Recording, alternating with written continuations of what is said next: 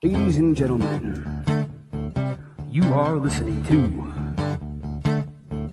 Deathmatch Russell Podcast. Let's get it on! Come into the ring, step into the fire, see what you want, baby. If your heart has desire, and get up, get knocked down. Deathmatch Russell Podcast, Deathmatch Russell Podcast, Deathmatch Russell Podcast. Good evening, everyone, and you're listening to another episode of the Deathmatch Russell Podcast. And my guest at this time, here comes the judge. Court is in session. Judge Dred, how are you doing? Well, it could be better, but I'm here. Oh, you are here. Yes, you're not in your court office right now, so yeah. Or you're in a different part of the... All right. Well, of course, I'm in my studio of the death. How's that? I'm in somebody's house. Somebody's house here. But anyway, what's going on? How you doing tonight? Doing all right. Just honestly quite frustrated with what's going on in XPW and the XPW executives constantly treating me with injustice after injustice. But I'm glad that some people like you would be willing enough to have the great Judge Joe Dred. I think you forgot that part of the beginning. Yes, I did. So I'll be charged a fine for that one. Okay, sorry. It's all right. But that's okay. Yeah. I'm more merciful than people lead on to believe. Okay. All right. But anyway, yeah, there's lots of, I mean, you just got back from, well, you live there. You were just in Pomona, California for the last event, Pleasures of the Flesh, I believe it was. And you were in a fatal four-way. Correct. Yourself, Brawlin' Bo Cooper. The buffoon Bo Cooper. Yes, Biggie Biggs. Biggie Loser. Biggie Loser. And Terex or whatever. Terex. Yeah, the simple-minded idiot. The definition of stupidity. Terex. But you know what? You went in there, did your justice, went out alive. That is right. Like I said before, I came in a man amongst giants, and I walked out a god with my hands raised. Yes, and that was once again, still on that night, after walking out and beating three of the biggest men in XPW, we had Loser Lou, who debuted against Drake Younger, got to be in the tournament that is coming up here in California. We had that inbred, inaudible, illiterate, hardcore hillbilly who is the literal drizzling shits, gets a freebie into the tournament. And still, I don't know if XPW doesn't have Judge Joe Dred. You know, I'm from Slab City, California, the last lawless town in California, and everyone that lives there is trying to not be found. So I understand maybe there's some lost in translation. I don't live in Pomona, California. I dwell there sometimes when the money's right and there's a chance for me to fight. Maybe I'll give them the benefit of the doubt. Maybe they have a hard time contacting Joe Dred, but there's a thing called the internet that they could definitely just shoot a message and say, Judge Joe Dred, the man, the God amongst men, we would be honored to have that God in our deathmatch tournament, California. But instead, the fans have been robbed. They put your name up. You've been put on hold. Yeah, you've been put on hold. It's unbelievable. But continue. You have decided run off. No, but I'm saying that you should be thrown into the mix of things, and there is a way it's coming. I'm feeling the judge will be in there. So just it's but can't put you. I mean, you can push these other guys into pushing them towards the tournament. Yeah, hardcore hillbilly, guy from the UK. Nixon, yeah, another good yes, kid, good kid. Good MMA background. Yes, from what I've heard and seen. I mean, I And don't know what that means. I know This is it's professional wrestling, not MMA. Yeah, This is yeah, we're not professional wrestling. Yeah, we're not no guys from WWE. They're trying to jump in there just to get their name out there. Like No. Riddle and that other guy.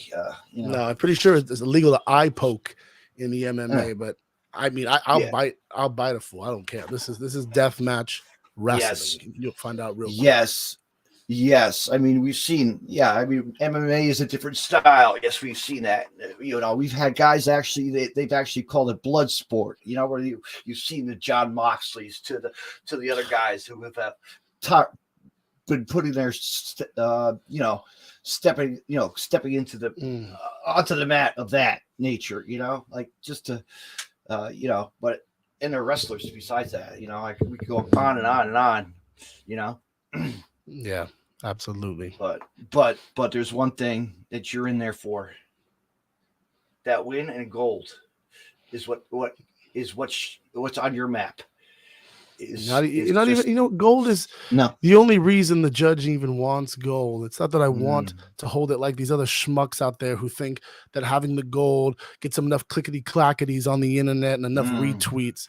I don't care what the people on this internet, on this podcast are going to say about old Joe Dred. Like Masada, the one and only Masada, really. Great. You can have the belts. The only reason Judge Joe Dred wants belts is because when you hold the gold, you hold the power. And I'm tired of being ignored, and I'm tired day in and day out of being undermined, underutilized, and underappreciated, especially by the XPW executives. So the only reason any type of gold's on my map is if I hold the gold, then I hold some sense of power. Other than that, I'm the last of a dying breed. It's kill or be killed when you go outside that ring. And I just saw this post that you just put out on Instagram. Tremont is scared. Tremont is scared. Absolutely. 100%. It's not just what I'm posting. It's all over the streets. Everyone knows, from the East Coast to the West Coast. You want him man to be is scared heard. of Judge Joe Dred. You want to be heard. You want to be seen. I know. You just 100%.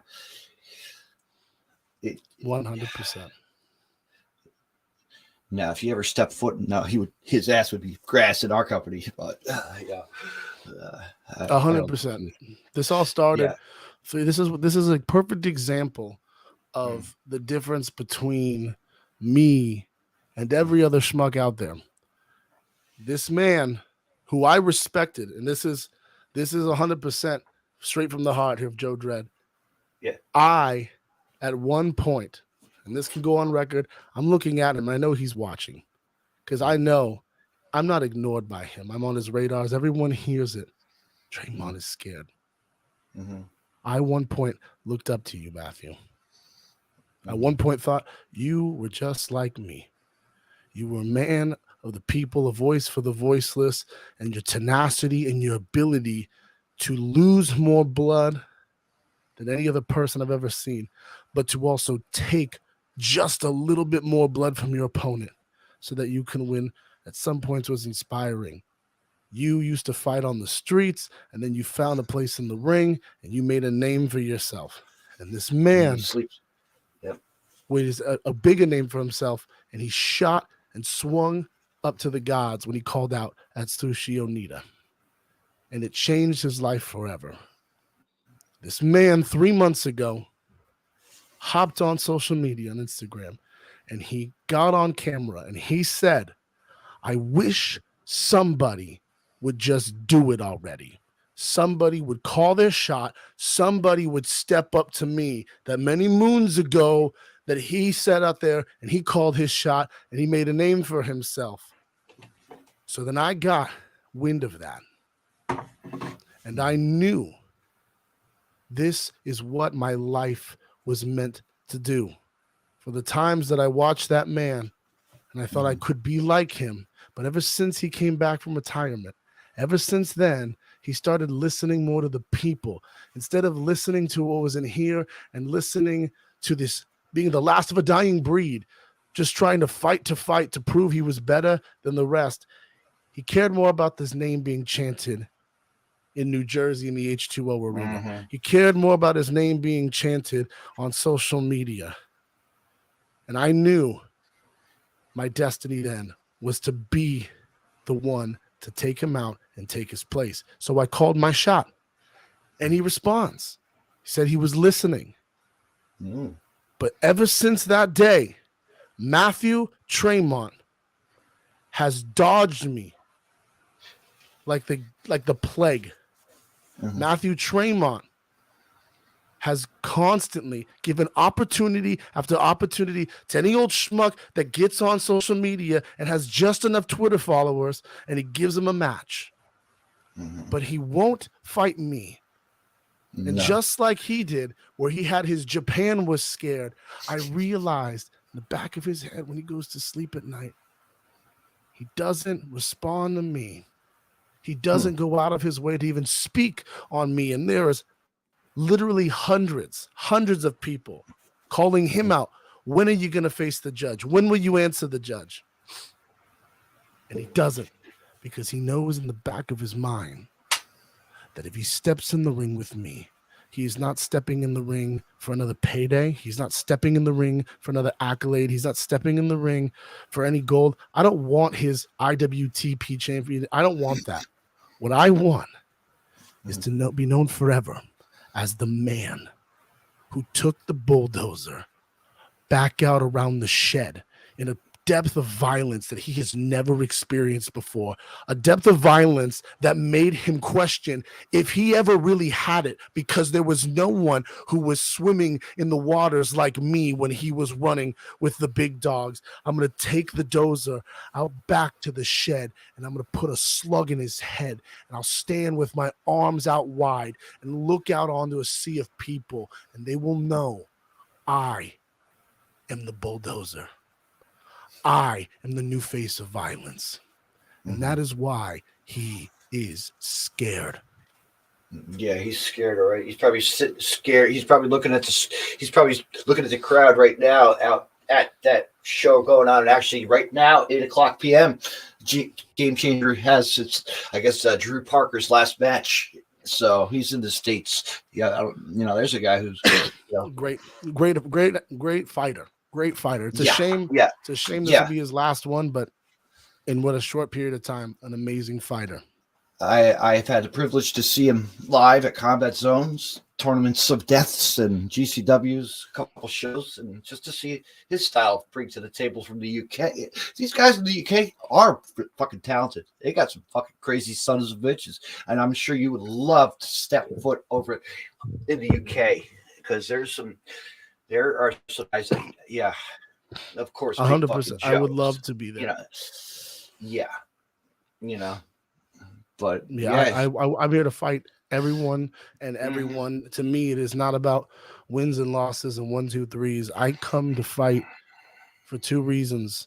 For one, I want the bigger payday, and two, I come and fight because there's no greater joy that the judge experiences. That I know that every time that anybody steps into a ring and locks horns with old Judge Joe Dred, that I will be taking a piece of them with me every time. They never will walk out the same. When they go home to their families, they sit around at Thanksgiving dinner, their family will look into their eyes and realize there's a piece of them missing. And when they bring it up and say, you act different, you feel looking a little funny, you haven't touched your plate, in the back of their mind, I find joy knowing that they'll think it's because of old Judge Joe Dred. Let me ask you this, Judge Joe Dred. Let me ask you this: what got you into the deathmatch scene back in the day, like growing up? Judge Joe Dred grew up as somebody who loved professional wrestling. It was, I'm 31 years old. I actually got into this business in terms of as a sanctioned fighter late. Yeah. But I was raised around an immigrant woman from Michoacan, Mexico, and I was exposed to lucha libre first. So Blue Demon, Mil Mascaras, El Santo, Psychosis from XPW, which is kind of crazy to think back that I, as a kid, I was watching Psychosis, and then here he is, and I'm sharing a locker room with him. I grew up watching these guys, and what got me into it was I was different from a lot of people in my generation. They watched Stone Cold, they watched Hogan and all that stuff. I had no idea about those people. I knew these AAA CMLL stars, and one day I'd seen one of them on like AAA Mania or something, some big event. They had a belt, and it said ECW on the belt. And I thought the belt looked really cool. It looked edgy.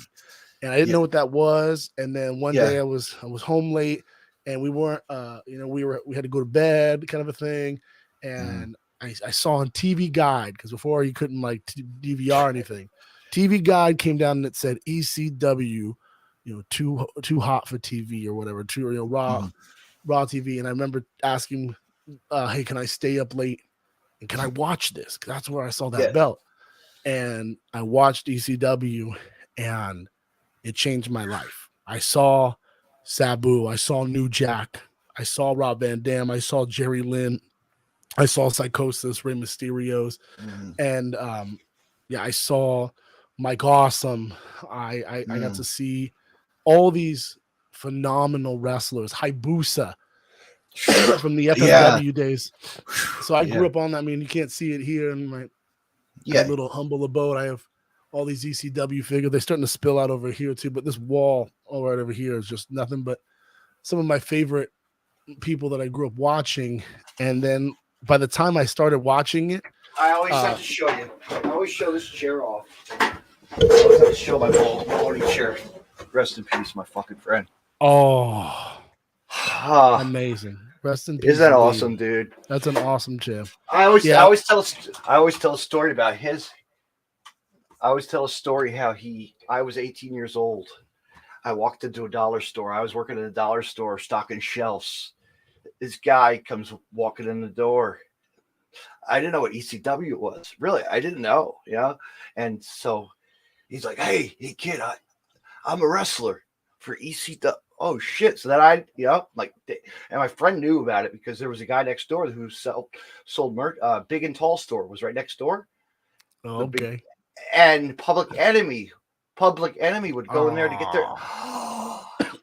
Yeah. And then after that, I studied on ECW, and then I became friends with Balls and the Candidos, and Wow. Yeah, absolutely. Cool? I grew up watching that, and I remember I was just indoctrinated with.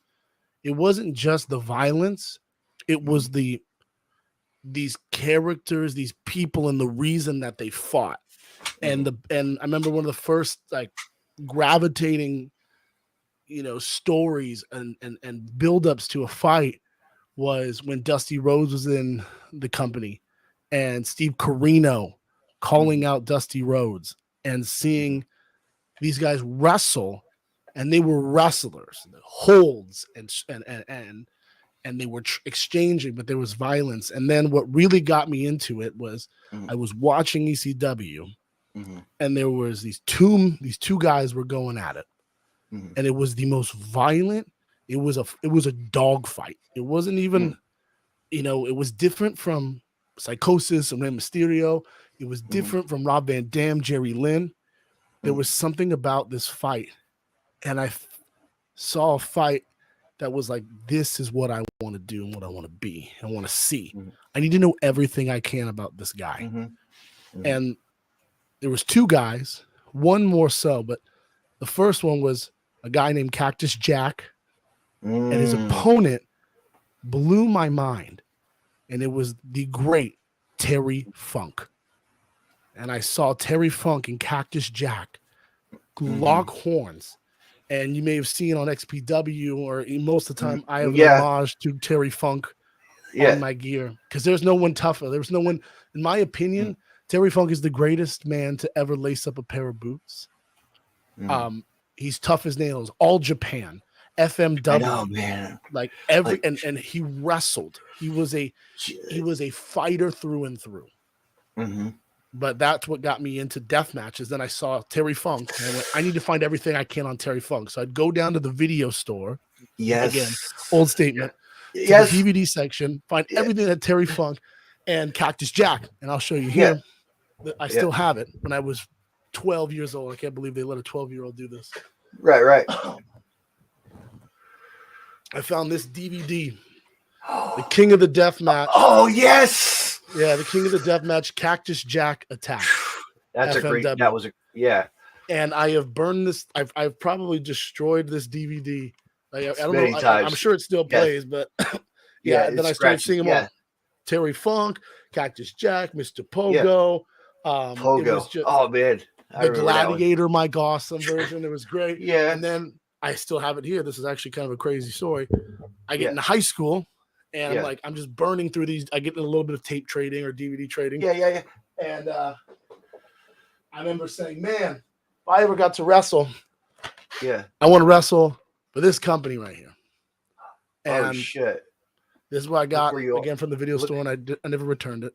You know, so sorry to the Lake Elsinore video store that is no longer in business. I'm sorry if I had any part to play in that, but that's where I started watching this, and this stuff here was everything. So then it was That's how that's like how I tell people, we grew up, we went to the $10 bin, and there was XPW. There was the $10, section. All the DVDs. And Rob's told that on the podcast before that that's how it, but then it became a thing, and then it got big, and California was manifested with it, and then it came to, it did do the run in Philadelphia for that one at the they tried the one time at the arena or whatever, that one show that they did in, So that's what got me into this sport of deathmatch wrestling was, of all the fights that I'd seen Terry Funk do, to me. Then I was going to also say that, like those DVDs as well, like there was 3PW as well that ran. Do you remember that? That was like another hardcore promotion. That was like Blue Meanie, right? Like Blue Meanie and just all the other guys. The big old Shane Douglas. Shane Douglas. Yeah, everybody. They were just Well, that was just like another Stevie Richards actually all he's those guys too good. I just saw him.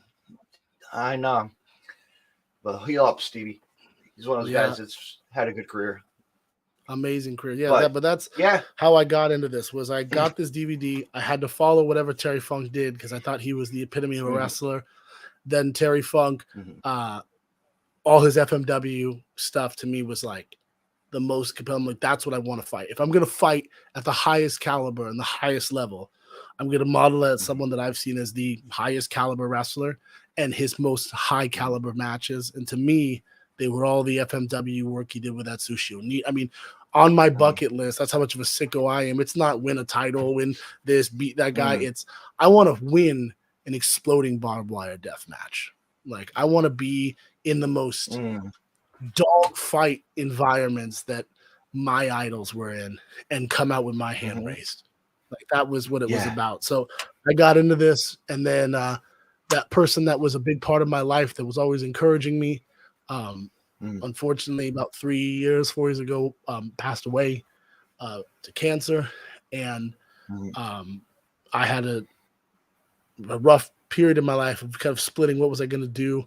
And I decided to pull myself up and say, you know what, this person always was supportive of my dreams. I'm going to make one dream I never had come true. And that's to actually sanction the fight. Because mind you, Judge Joe Dred's been fighting his whole entire life just to survive, but not to actually thrive and get paid to do it, which is crazy. So I tried to find places to go. And first place I went to was a wrestling school. I loved it. And I was like, man, this is cool. But when I started bringing up that, I want to fight at the highest level, they're like, well, we don't sanction that. We don't really approve of that. more or less to say so. It wasn't, and I understand it. It's a dangerous thing. And then I got referred to somebody that was there to train me. They said, there's this guy that'll train you, and he's a dog fighter. And I was like, okay, well, what's his name? And he said, he's this crazy crackhead clown named Dirty Ron. And I said, all right, well. Okay, yeah. So I said, all right, well, how do I get a hold of this clown? And they said, here's his phone number. And I showed up, and this psycho clown beat the living hell out of me for a year and helped me sharpen my skills even farther and helped me go from a street fighter to a deathmatch wrestler. So now that's how I got into this business. Oh man. Yeah. And what was your, as a fan of wrestling as well, what was like your first time going to a show being like, wow, this is neat. All right. It was the first shows I went to, believe it, the first show I ever went to, I didn't go while I was a child. I didn't go to any independent wrestling. We couldn't really afford it as much as I wanted to go, and I didn't know too much about it. And most of what I was watching at the time was like Big Japan Pro Wrestling and Freedoms. So I mean, I was already pouring up that, Junkasai. Yes, exactly, the crazy monkey. Man. So then for a while growing up, like there was I had to lie that I was 4 years old for like 6 years after I was 4 to get a free ticket to Disneyland or something, or like whatever, to get a discount on anything. There was no way I was going to get a ride to Japan to go see what I wanted to see. So I didn't go to see any professional wrestling in a live environment until I was about 25, 25 years old. I went to WrestleMania. I went to WrestleMania in San Francisco when they were at WrestleMania 31, I believe it was, where Sting debuted, or at least Sting wrestled his first WWE match. So it was great. The environment, it was WrestleMania. So that was my first indoctrination in it. But then after that, I just started. What is that? WrestleMania 5. Oh wow, that's amazing! Isn't that awesome? That's amazing. Yeah. Nostalgia. I always tell my story over and over. I have to tell it. My dad got tickets for me and him Christmas time. I'm sitting up in the nosebleeds next to 5 rows away from Gorilla Monsoon and Jesse on commentary. Like, how cool is that? Like, look, hearing the thump of the microphone, holding an orange Mega Power sign up in the, just being the mega explosion, Yeah, the era of wrestling, the wrestling. Isn't that cool? Yeah, 100%. And that, so that's my experience with going for the first time, and it was electric. I gained a new respect for all wrestling. You kill me, because I got to also see growing up. I went to this company. It was like NFW, National Stars of Wrestling, or NF Wrestling Alliance or something, and Bruiser Brody inside a steel cage versus Abdullah the Butcher. Those are some of the greatest fights of all time. And I'll send you that footage. It's out there. Oh, that's got to be amazing. Those two are, that's been a big. That was an era in my life. That was an era of his that, like, was nostalgia. Like, it wasn't, you just couldn't see. And it was like Dr. D. David Schultz, of all people, was there. The Fantastics. Like there was a list of characters. The Chief J. Strongbows, the Samoans, it was like an era of wrestling that was like never, like, There's some guys there. Paul Heyman was there. Yeah, Paulie Dangerous. Yes, I didn't even realize. Like, I saw Paulie when he was, like, just clicked to me, Yeah. But yeah, I'll send you that footage. It's out there. There's a lot of cool matches from that. Hell yeah. That was a school night though, but Abdullah was also in another match after that, or someplace in another show, and I couldn't see that match, but I did see the cage match with Brody. I was glad to see him stepping in foot of the cage to do what he's done, his style. And another dog, dude, just a dog. Mm-hmm. But yeah, so WrestleMania, huh? What was that like? Oh man. It was like I said, it was electric. I was there. My first WrestleMania was, like I said, 31, and I think the big. It's been a while since I feel like any WrestleMania. So I've gone to every WrestleMania from that day, I traveled all over to just follow it, just to get that feel and see. Because after that, I watched everything I could, like tape study. Like you talk about Bruiser Brody Abdullah, I probably watched him go at it. Hold on. I got another little treasure here. Another chair treasure. Hold on.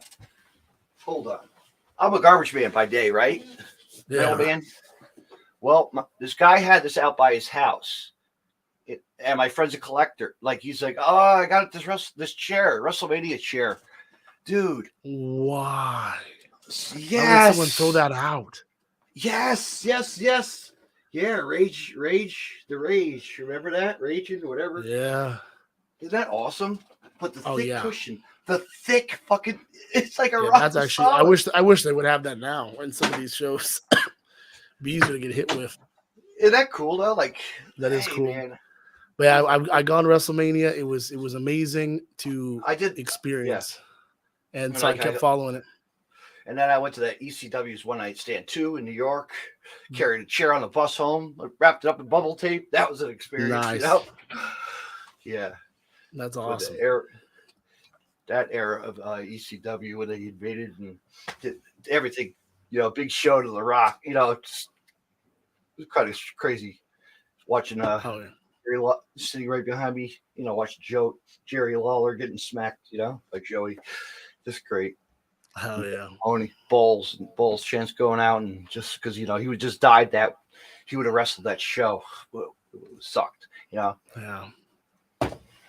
Good old balls, man. He was one of the characters. I'd go to any show and he'd tell me, hey man, but you know, in the back he was doing his drugs and all. You got any painkillers? Sorry, man. I couldn't, you know. As a fan of wrestling, I'm like, oh man, I wouldn't help the sport to if I had to, you know. But did himself, you know. Yeah. Know how those guys do it, you know. The hard, you know. But that's a wrestler's life, man. They do the wrong and pay the demons, you know. Yeah, that's why I'm actually straight edge. I've never done any of that stuff in my life. Never drank in my life. Never did any of that. Straight edge for a while. It really dawns on people like all the things we put ourselves through. They're like, what do you, how do you numb the pain? And that's the thing is the Terry Funks, they didn't numb the pain. They went through it. No, you could, and the wrestlers that, you know, I'm sure you've seen it through the, you know, the videos and documentaries. The one that always sticks out is Trent Acid, the wrestler Trent Acid. You know, really, I'm still friends with Johnny. Shout out to Johnny. What's up, Johnny? Johnny Cashmere. You know, it's amazing that, you know, he actually still wrestles for this day. Probably because he lives on to what, like you know, like you want to pursue your career. Everybody wants to wrestle, you know, keep going.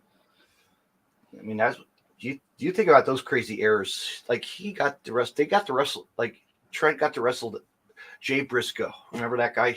You know, you think about it. Yeah. The Briscoe. A couple brothers that, again, love Terry Funk. Love Terry Funk. Like, yeah, they did. Great line. Terry Funk don't wear no mouthpiece. I'm like, he's right. He's right. 100%. Yeah, I got to see them wrestle so many times, man. They had their run. I have one match that I always tell people to go out and watch it. He slashed gash in his back on a table spot. I have it. I'll send it to you. You would be like, holy shit. Rough one.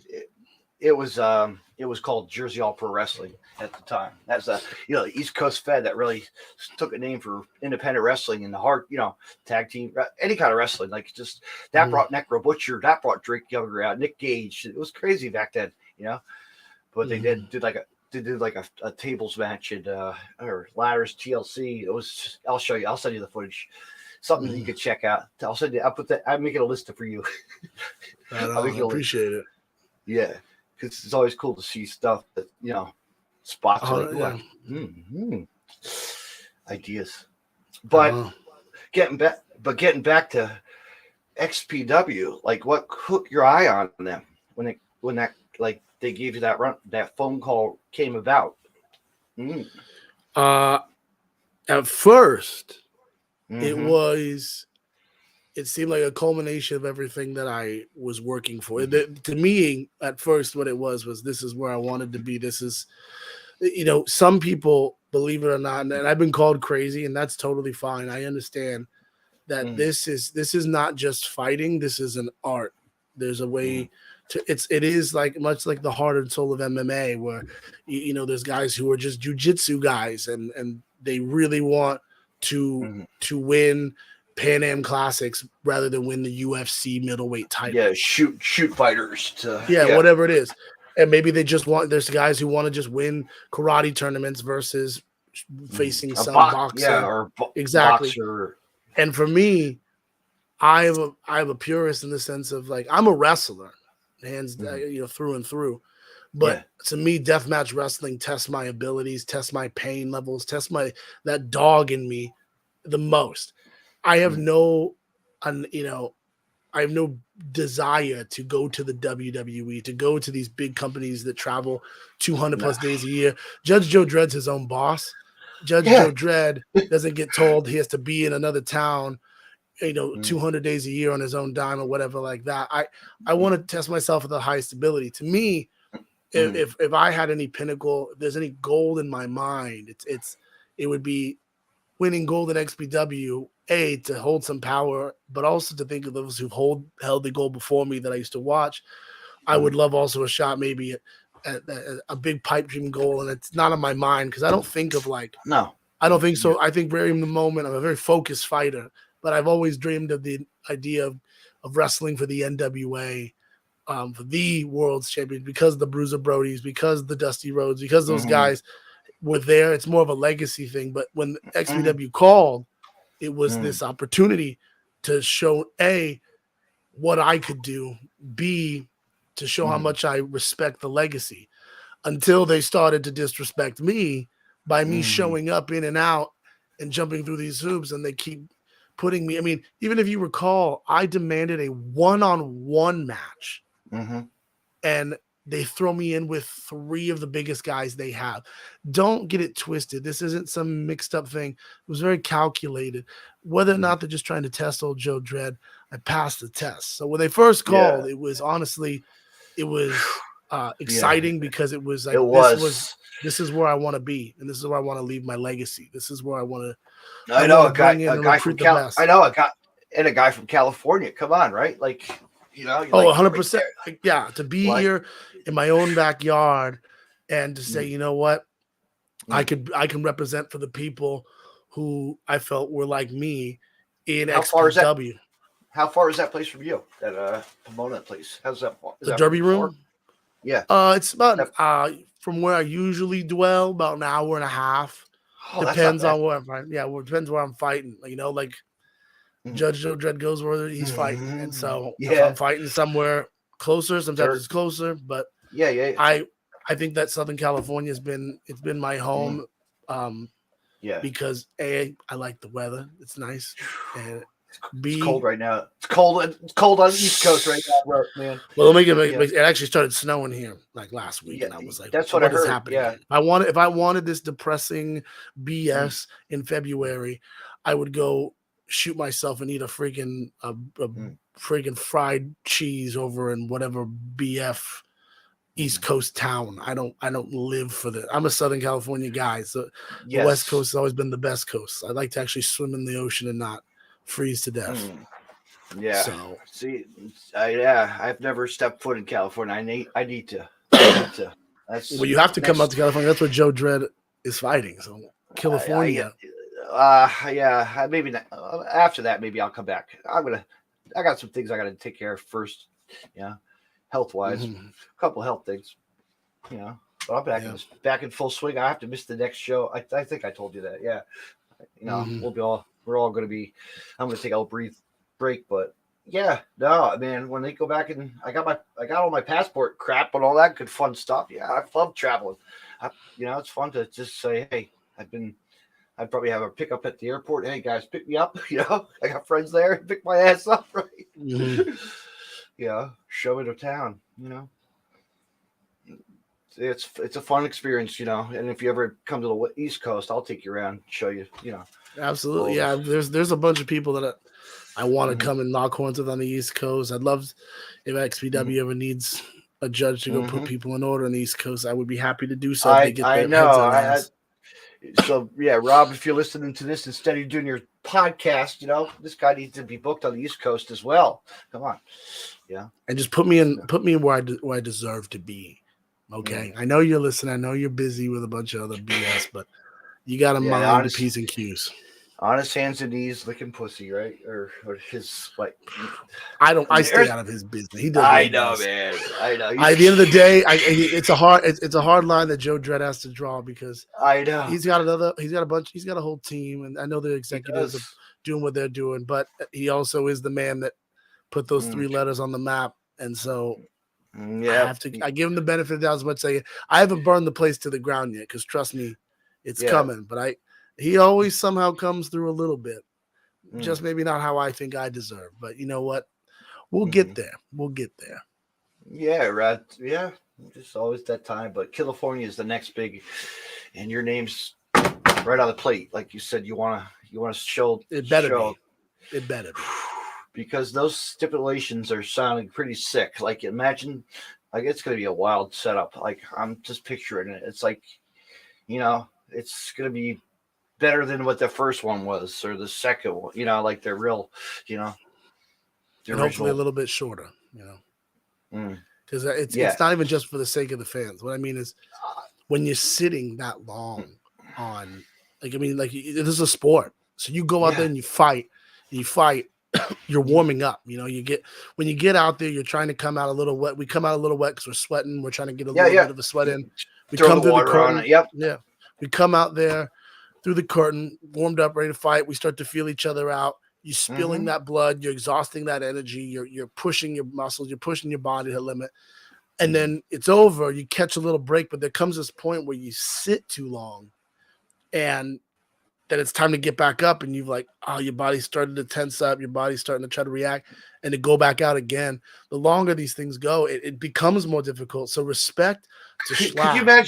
Could you imagine going back into the day and watching them set up that structure for Vic Grims? And my God, that looks like I would love to see the real original plans. Imagine if you could see the original plans for that. Yeah. My God.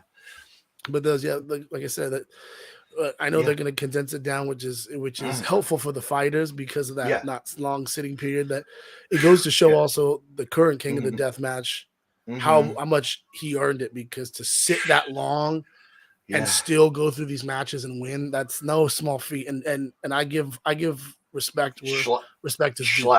Schlack is a good dude. He's one of those guys that, he's a pure fighter. He's bred to fight. He is pure monster and pure rock artist and tattooist. Yeah. True and true. But you catching any good horror movies or anything catching your eyes these days? I have been on the with movies. I haven't watched. I don't watch a lot of horror movies, believe it or not. Not that I don't like. I like them. I think the last movie I saw, that Ant-Man movie, it was all right. Man, are you like an action person, Marvel or any of that? I do. I know it sounds down. I'm probably but when it comes outside of wrestling, I don't do a lot. No. I do make movies. That's what I do. My free time. Yes. Big into committing into creating art. So I do videography, photography. Helps keep me balanced and not always wanting to strangle every single person out there in the world. But I have all these. See, I got all these vintage cameras that I collect and I restore. Oh man! So I do. Let's see here. That's cool. Yep. So this is like my kind of outside of it. Yeah, it's a hobby. That's cool. So yeah, I love doing that. Like I really love talking shop and gear with Slava, who does our photography at XPW. Yes, he's always talking lighting. Really, lighting's a big thing. So like I love shooting things like that through the the lens of what I see. That excites me. So if I'm usually making stuff, hence the promos that I make, really is all calculated to convey a message. But one day, hopefully, I will culminate all of my career and my life into something like that. In terms of movies, I'm trying to think of something I just watched. You know what I do like? I love that, and it just the new Last of Us that show on HBO, because I remember it's just a great show.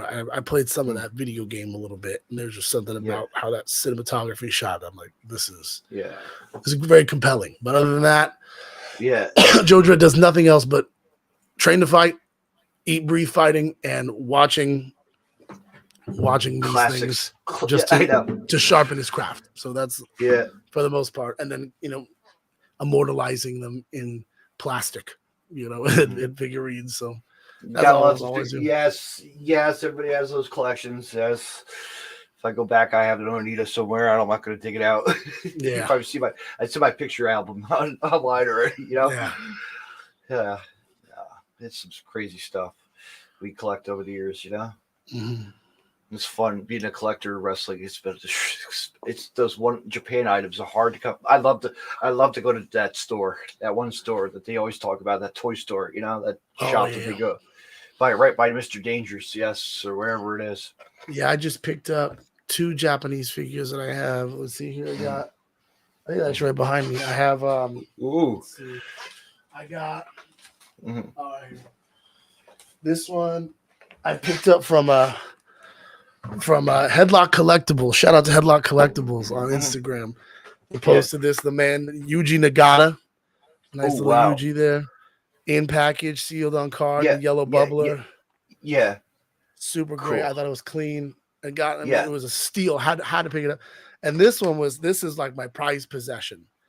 When I started watching All Japan Wrestling to watch Terry Funk, there was a lot of guys I love watching. Obviously, you get the 4 Pillars, all the Kobashi, Misawa. Yeah. There was one guy that I was like, the attitude of this guy really impacted me as how to present myself as a fighter when I come out there. Maybe some people see some comparisons, but I picked this up from Joel Bateman.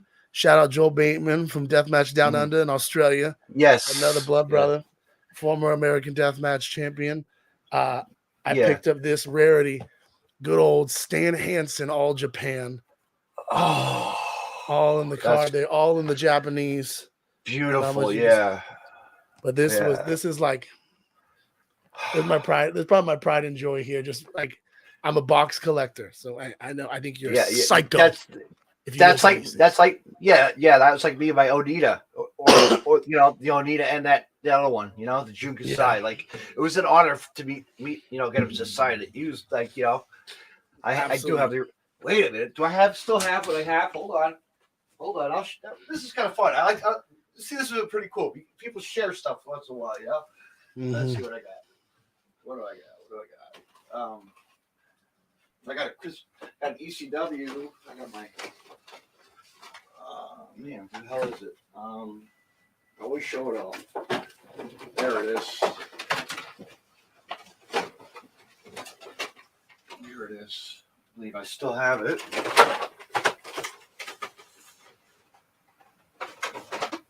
And I just got the what? Bruiser Brody.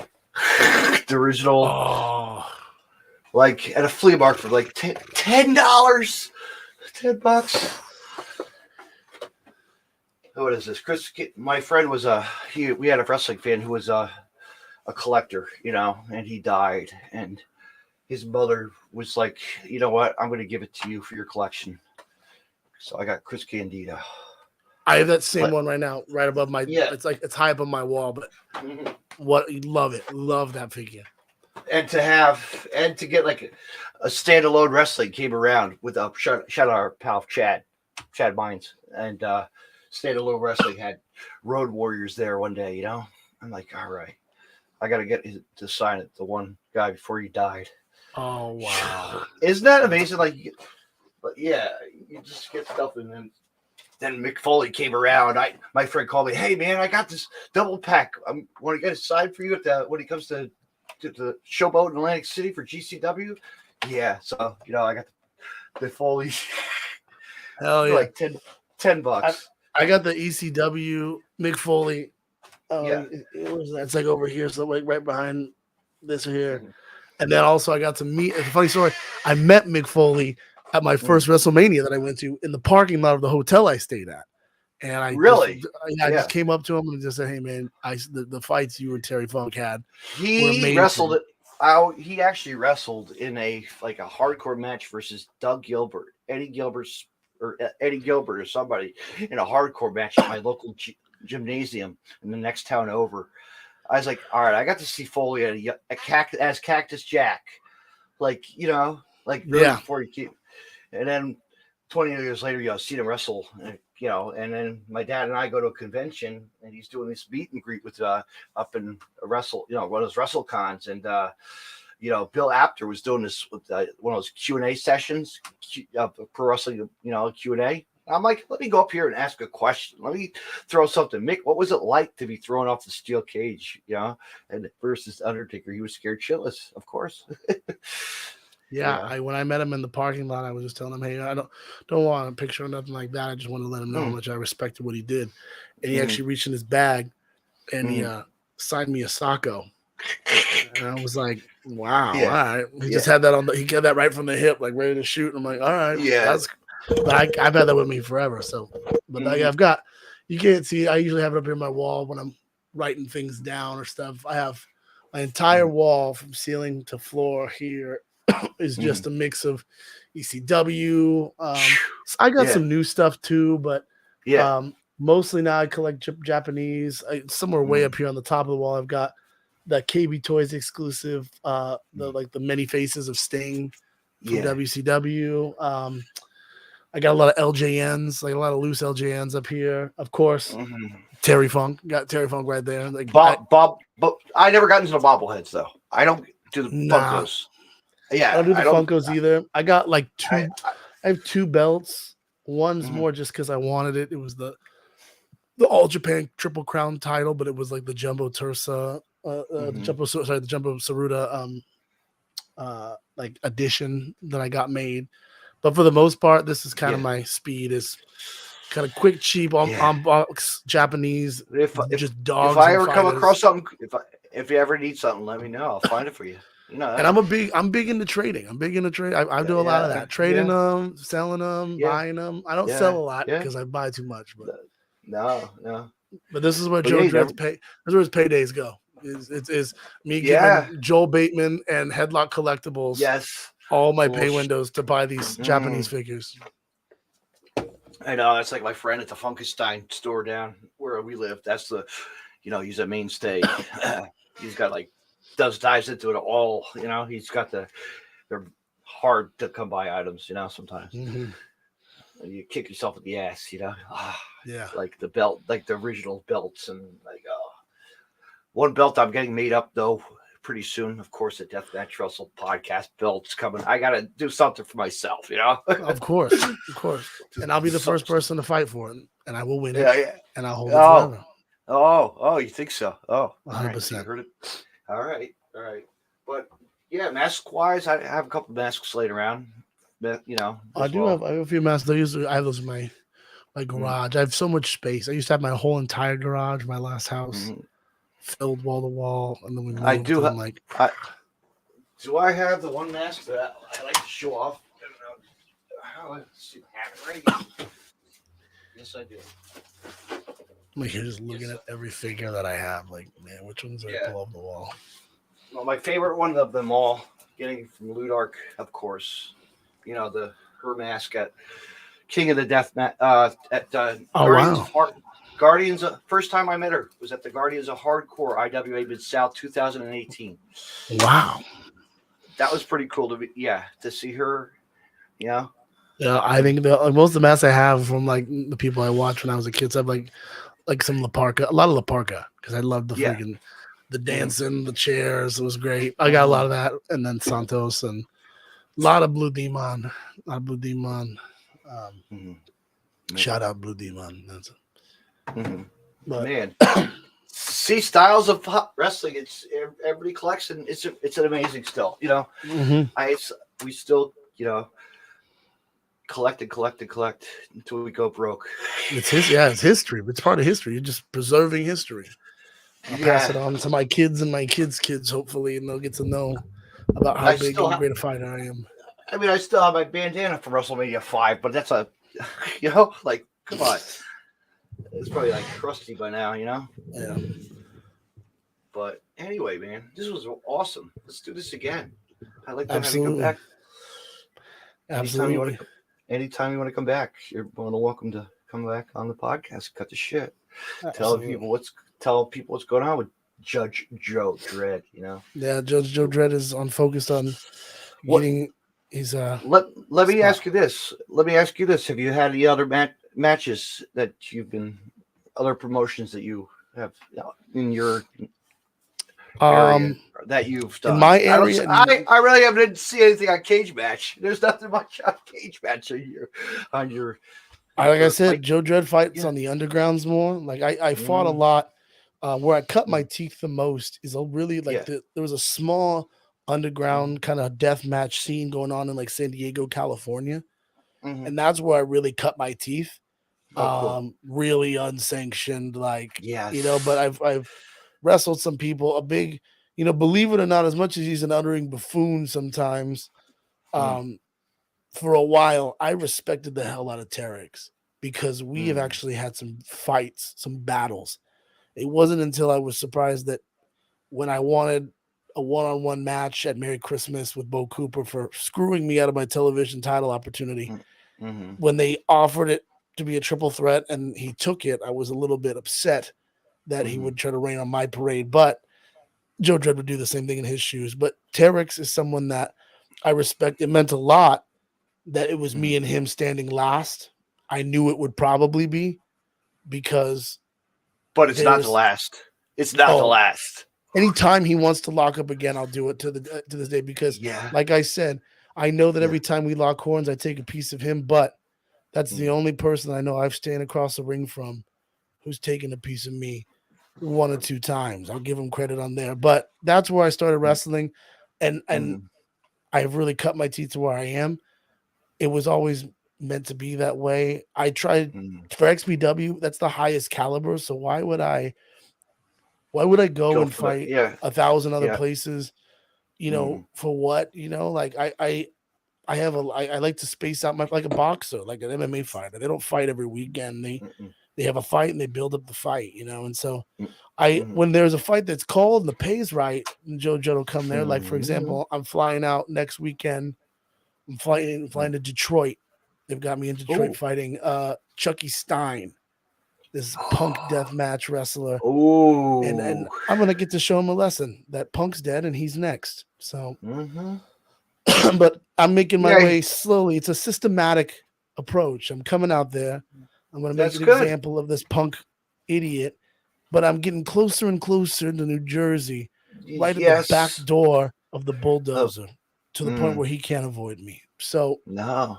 that is That's that's your where I'll be at. A schedule. lot of no ring Yes. stuff. That's yes. I have, like I said, that's gonna be March 10th in Sterling Heights, Michigan, like the Mm, Detroit area. that's No cool. ring. Me and Chuck Stein in an Armageddon death match. Ooh, Um, I like this stuff. I it's like that until you sound. I like to see styles like that. Get us like, ooh, what's gonna be involved? But see. I who like that. knows? That's kind I of my know. my jam. Like I'm a big fan of the Texas death match because of Terry Funk. I think there's Yes. something about Mhm. beating your opponent till he cannot stand to a count of 10. He That's can't like run. that's like the Necro Butcher, man. He's still going, like till this Yeah, day, right? Like exactly. So we're blessed that we're still blessed that that guy is still, dude. He's fought. He's one of those guys. I was around to see him wrestle as long as I'm sure you as well. Or to catch some of his stuff on his career, oh and yeah, of course. His battle with Samoa Joe and IWA was probably one of my favorite battles I've seen. mm, And I've told him that first time I came into that locker room, I mm. came up and like I said, Joe Dredd, as much as he has his attitude of what people think about me, whatever, I don't care. That's why I'm the That's why I judge. said that. That's why I said I got this. That's why I got to say like Necro earlier when I said Drake and Necro like at Jersey All Pro.